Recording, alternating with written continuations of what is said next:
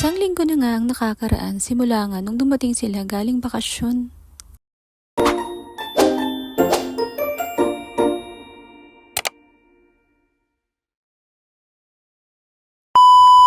Hi, it's me, Yana. Kamusta kayo dyan? Napakaganda nga ng weather ngayon kaya naman naisipan ko ng mag-voice over. Isang linggo na rin kasi ang nakakalipas simula nang i-take ko ang video na to. Dahil nga naging busy tayo at wala na tayong oras mag-voice over at mag-edit. Dumating na nga kasi sila at para na naman binagyo ang ating bahay.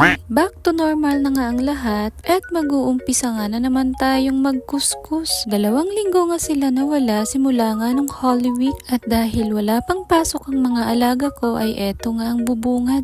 Super magulo nga ang kwarto ng alaga kong lalaki. Dami-dami na naman kasing biniling mga bagong gamit. Ewan ko ba pero sinabihan nga niya ako ngayong araw na to na don't touch my things. So makakasave tayo ngayong araw na to ng lilinisan. Kaya naman habang tulog pa yung alaga kong babae ay numpisan ko nang maglinis dito sa baba.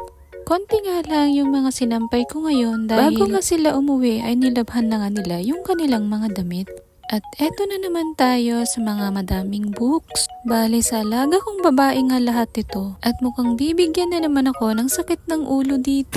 Dahil panigurado ay ihahanapan ko nga na naman ito ng mga pwesto. At dahil nga tulog pa siya at hindi ko po pwedeng iakyat, kaya naman nilinisan ko na rin dito sa kusina. General cleaning nga tayo ng malala dahil nga nung nakaraang linggo ay nagtrabaho nga tayo. So for pagod daw sila sa kanilang biyahe at kailangan nga nila daw mag-prepare para sa kinabukasan ng pagpasok ng trabaho. Madalas nga ay hindi ko agad na i-edit yung mga video. Minsan ay wala akong na-upload o di kaya naman yung mga ina-upload ko ay mga natapos na. Kumbaga napaka-late upload ba? Anyways, eto nga at bumalik na nga ang lahat kaya naman nagsisimula na namang may mga sira ng bahay. Karoon nga ng leaking dito sa bandang backdoor namin at kailangan nga na naman itong ipaayos. Pagkatapos nga niyan ay umakyat na nga ako at nagsimula na rin ako maglinis dito sa taas. Nung natapos nga ako ay pumasok naman na ako sa aking kwarto at oras na nga ng pahinga ko. Huy, sana all. Muli nakakapagpahinga naman talaga ako ng hapon. Dahil sa maghapon nga akong walang kasama at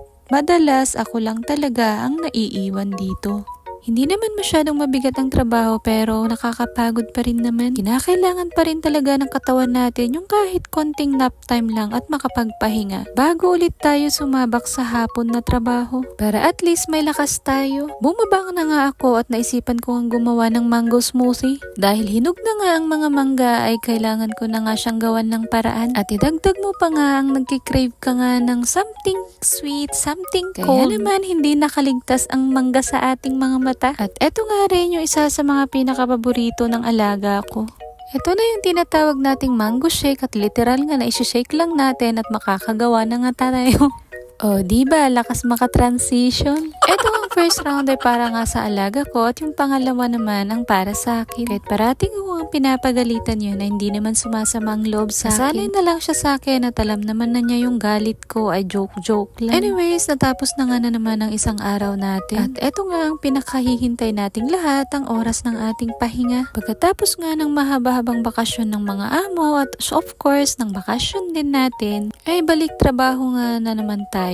Mapapagod pero hindi susuko. Laban lang ng laban hanggang makamit ang kalayaan. Harot lang hanggang makapag for good na. Sa mahal ng bilihin sa Pinas, hindi pa nga natin afford ang umuwi. And anyways, darating din tayo dyan. At darating din ang tamang panahon para makauwi na tayo at makasama na natin ating mga pamilya. Sa ngayon, huwag kalimutan munang mag-skincare. Uy, charot lang. Nakakaubos din pala ng energy ang pag-voice over. Pala, yung nasa ilong ko ay pantanggal nga ng mga whiteheads or blackheads. Ewan ko lang talaga kung effective. At ako'y magsasara na nga ng aking kwarto. Alam ko, sa buong linggo ay pagod na naman tayong lahat. Kaya naman, hanggang dito na lang muna. Salamat sa inyong panonood. See you on my next video. Babu!